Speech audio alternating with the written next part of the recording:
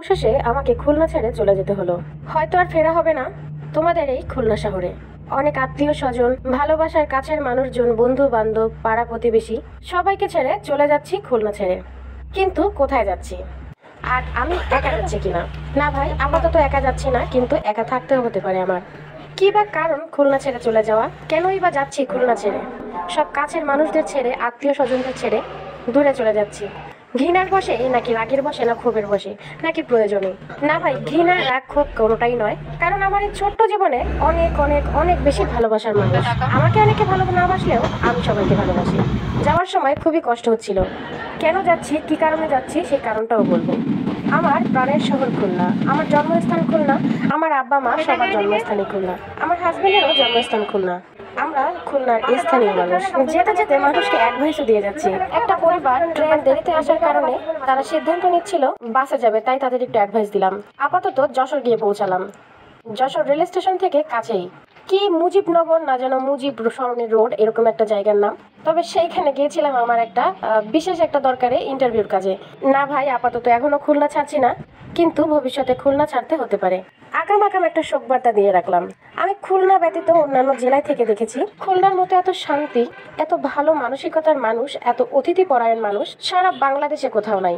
ঢাকা, চিটাগং, রাজশাহী, বগুড়া, মাগুরা, যশোর, ঝিনাইদহ, চিটাগাংয়ের অনেকগুলো শহর, ঢাকার অনেকগুলো শহর, আমার এই ছোট্ট জীবনে আমি অনেক অনেক অনেক শহরে ঘুরেছি এবং থেকে দেখেছি। খুলনার মতো এত সুন্দর জায়গা আর এত সুন্দর প্রাণের মানুষ, আমার প্রাণের শহর খুলনার মতো ভালো জায়গা সারা পৃথিবীতে কোথাও নাই। দুপুরে আমাদের ট্রেন দেরিতে আসার কারণে খিদে পেয়ে যায়। খুব একটা বেশি খরচ না করে 30 টাকা প্লেট খিচুড়ি খেয়ে নিলাম, সাথে 2টা ডিম পোস্ট।